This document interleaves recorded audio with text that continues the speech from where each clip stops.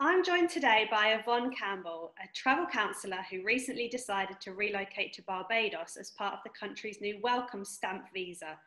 That permits her to live and work on the island for up to a year. So welcome, Yvonne. Thanks for talking to me today. Thanks for having me.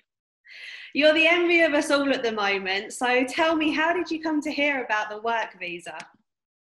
So back during this summer, I started doing a podcast just whilst things were kind of quiet, especially with the travel business and so on. And as part of that podcast, it was my second episode was around Barbados, and somebody from Visit Barbados came on and was telling me all about Barbados. And he mentioned about the fact that they were about to, or just about bringing out the welcome stamp. So it was always in the back of my mind. And I must say, he did a great job in terms of selling Barbados to me, helped me sell it to my clients really easily, actually. And then later on in the year, I just with kind of, the continuous lockdowns and so on, I kind of just thought about, I've always wanted to be location independent. So I was like, actually, maybe I could do this. Maybe now's the time to do it. There was, I think, kind of given the continuous lockdowns, everyone was working from home and it wasn't looking to be kind of easing up anytime soon. And actually, I really started the travel business so that could be an option someday as well. So I thought now's the perfect time. So I kind of looked back into the welcome stamp again, kind of remembering that Mark had been talking about it, and just found that all the details were really kind of easy and straightforward.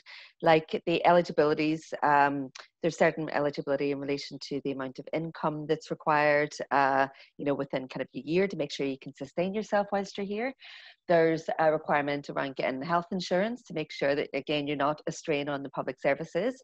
And, you were able to apply for a visa, really. That was the only two requirements. So why not, basically?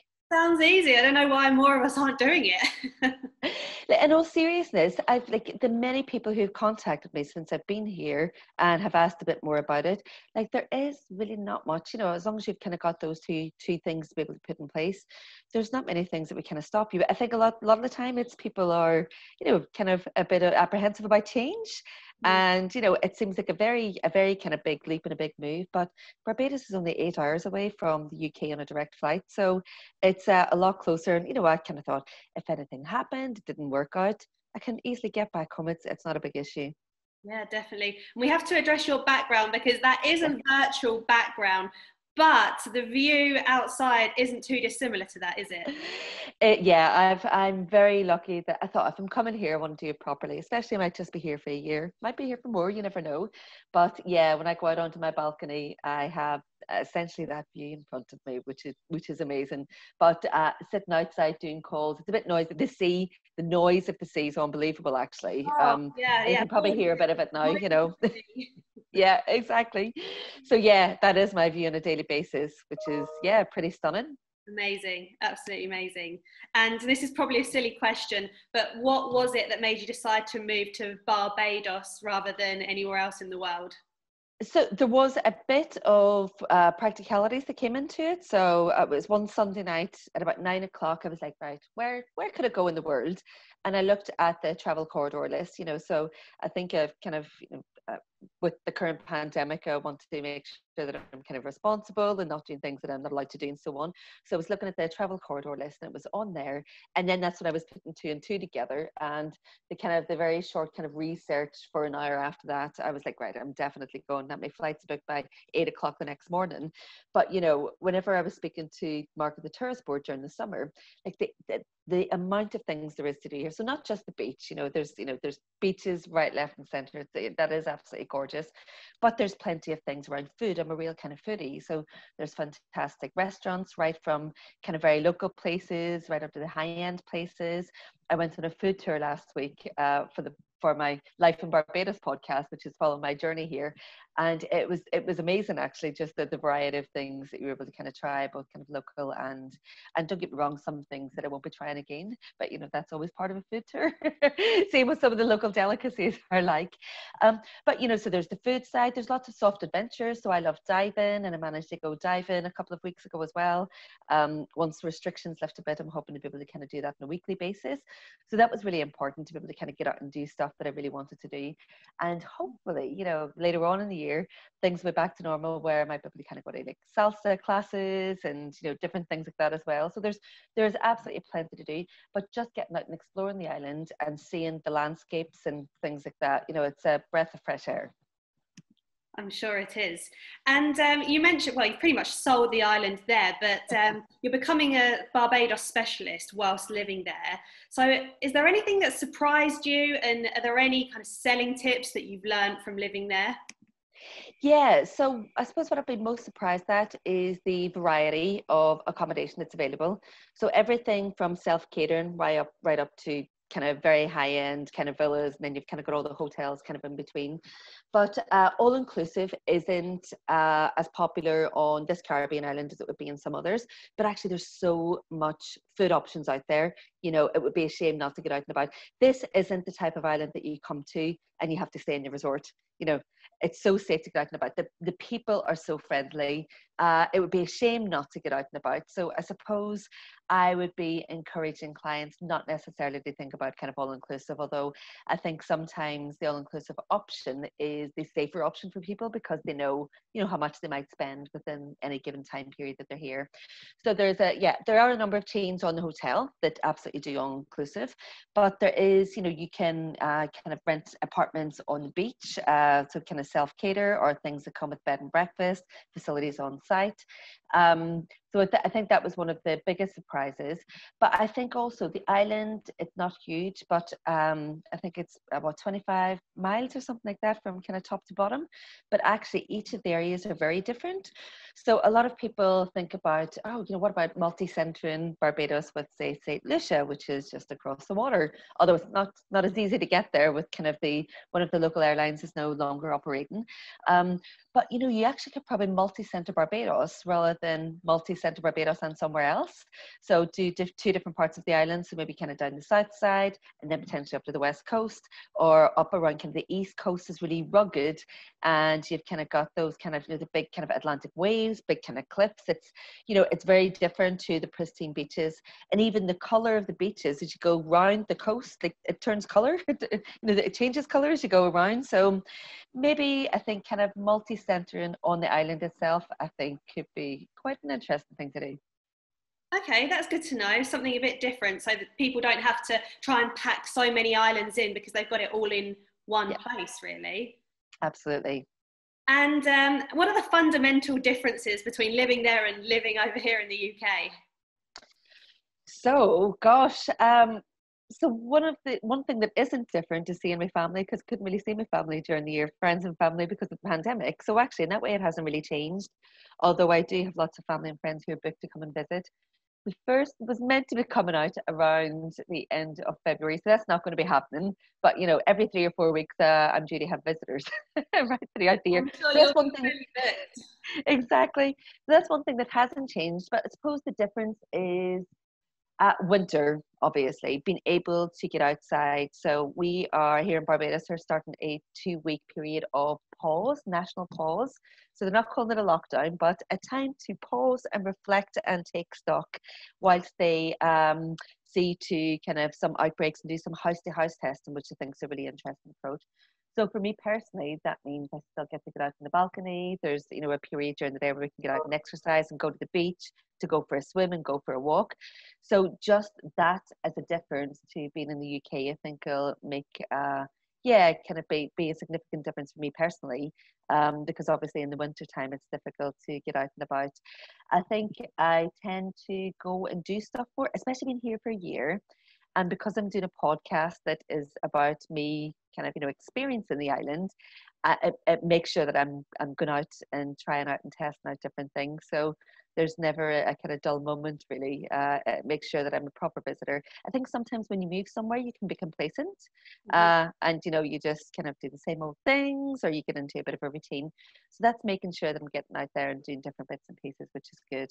And I suppose the other difference is, you know, that we do have here where you're still kind of social distancing. You have to wear your mask going into places. So it's definitely not, you know, the times that it would have been, say, kind of, you know, this time last year, just before the pandemic. But there is a bit of a different sense of freedom where you can still kind of, you know, go to kind of bars and restaurants and things like that. So that's some of the fundamental differences. But there's been a bit of a change up with my routine. So, because I'm kind of still working on kind of semi-UK time, I'll be up at 6 in the morning, which is 10 UK time. And I probably work until just after lunchtime here, which is like 1 o'clock, but that's 5 o'clock in the UK.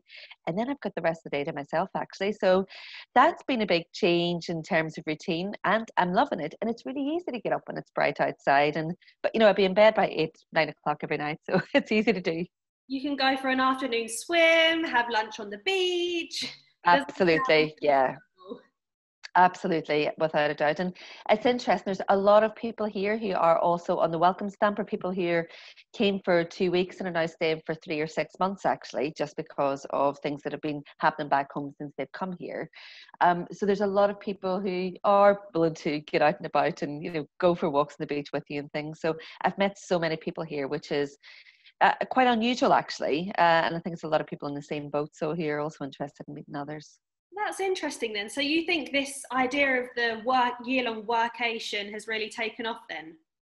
Oh, absolutely. Yeah, we're the welcome stampers. That's what we're known as. And yeah, there's quite a lot. And I've been put in touch with a lot of people who've come from the UK and Ireland. So hoping to meet up with some of them soon as well. But it's definitely taken off. And I think some of the other Caribbean islands are doing something similar now, as other countries in the world are. But it makes perfect sense. The tourism sector all across the world has been decimated, let's face it, with the restrictions of travel. And it's a really clever way, actually, to bring some income and support into the local economy. Makes perfect sense. Yeah, it's a really interesting idea, and definitely one that I think has taken off, especially during these times of lockdown. I mean, yeah, why not lock down in a tropical island, really? Yeah, absolutely, without a doubt. And how is business at the moment? Do you think your situation is influencing bookings to Barbados, or are you still finding that most of your time is spent dealing with cancellations and helping people that are stranded and that kind of thing?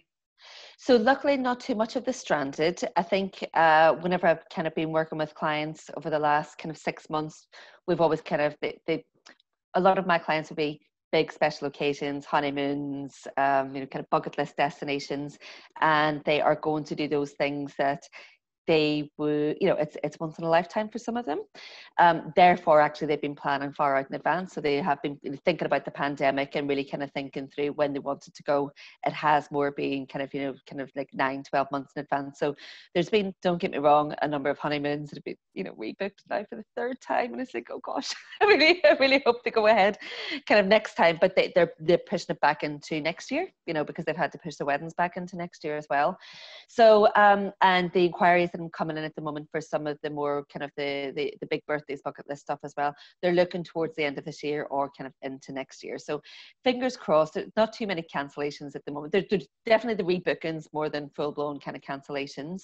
But in terms of definitely starting to see kind of shoots of interest in Barbados, I think given the current restrictions in the UK and people not knowing exactly when those will finish, and Barbados is just going through a period at the moment where there's been a small spike in cases, and relatively speaking, the numbers are like so low compared to kind of other places around the world. But for them, it's significant because it's different to kind of what they've managed to hold tight through the current year or the previous year. So they're just taking a bit of time to sort that out as well. So there's specific quarantine regulations and things that don't make it as attractive to tourists to come right now compared to what it was maybe before Christmas. So I think people are just waiting to see how that pans out before they book.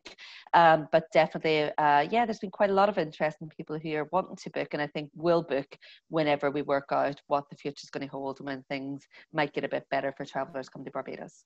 I'm sure now that you're an advocate for Barbados, it'd be hard for anyone to look at your situation and think, oh, I don't fancy that myself.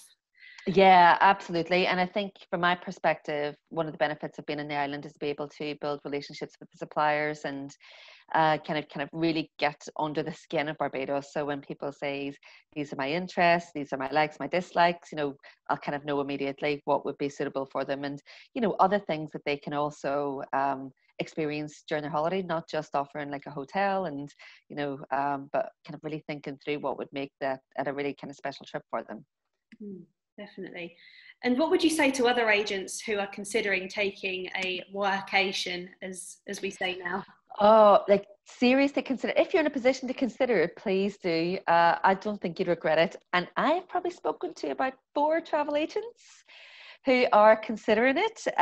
One or two of them who are in the middle of making some final arrangements and things like that, and who will be here hopefully within the next, well, whenever kind of the restrictions ease off in the UK, so they are allowed to travel again. But people who have actually sold their homes. And I've thought, yeah, I'm going to do this. And there's a couple of people who've already been to Barbados before. I came here, I'd never been here before. And I just decided from hearing all about it, I thought it was for me. But there's people who've been here before and have now decided they want to kind of take the leap and come here for a bit. So yeah, really consider it. I think you'd be surprised if you sit down and kind of, work out your finances, think about your, what kind of a budget you would need to be able to kind of move here. Think about your kind of your current UK budget. Look at the different options for when you move here. And there are things, in terms of coming to live here, don't get me wrong, I've chosen a very specific place because I wanted to be on the beach. I love the sound of those waves. Every bit of my apartment, you can hear those waves. It's, there's been a big kind of swell in the last few days. It's been great for surfers, but the sound of it is as if they're just the waves are about to come through your doors. It's absolutely amazing. But don't get me wrong, there's places in different parts of the island where it's far cheaper to live and very reasonable, and I think very kind of doable. There are things like kind of food is quite expensive, but again, if you think about shopping local and living like a local, you don't go to your supermarket and buy the Waitrose produce that you can get in Massey's. You go to the fish markets, you go to the fruit and veg stalls, and things like that. So I would say sit down, work out what your budget might be, and seriously have a think about it rather than just thinking it's off limits. Do your homework and see if it's for you. Mm-hmm. And you've managed to keep in contact with clients and keep that conversation flowing from Barbados? Easily done. At the end of the day, I was always home based anyway. So I was always on the phone, I was always on video calls, I was always on WhatsApp. And the time difference isn't that much. So we're 4 hours behind here in Barbados. Whenever the clocks change, I think that'll change. I think it'll be kind of 5 hours. But actually, I'm still available core hours of the day. And generally, my afternoons, the evenings in the UK, which is when most of my clients usually want to speak to me. It's not during a working day and so on, and at weekends and things like that. So it's really easy to connect. And now more so than ever, they're like, oh, can we do a video call rather than an actual phone call so I can see where you are? Normal, really. Yeah, absolutely.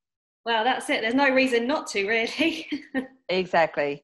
And you mentioned you're doing a podcast, and how can people follow that?